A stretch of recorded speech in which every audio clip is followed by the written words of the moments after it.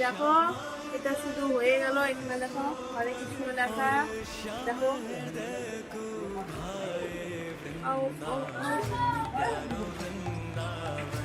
এই এই এই এই এই এটা এখানে দোলনা হবে। দেখো রংটা এখনো কাঁচাই আছে।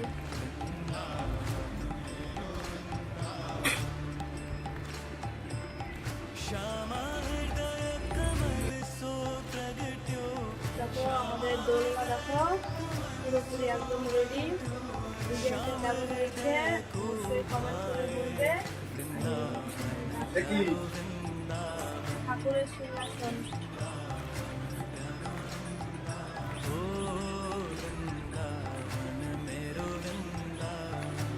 দাও বা তুলিয়া রং দাও। দেখো আমাদের গোপালের দোলনা একদম রেডি। আর তোমাদের জন্মাষ্টমীর অগ্রিম শুভেচ্ছা। সবাই তোমরা ভালো থেকো গোপালের আশীর্বাদে। এরপরে আরো একটা ফুল দিয়ে সাজানো হবে, কাঁচা ফুল দিয়ে। মানে আর আপাতত এখানেই শেষ। এখানে তোমাদের সাথে ভিডিওতে শেয়ার করলাম। যদি ভালো লাগে তাহলে অবশ্যই কমেন্ট করে বলবে। কারণ এটা গোপালের দোলনা, গোপালের নামেই কমেন্ট করো। তো টাটা বাই।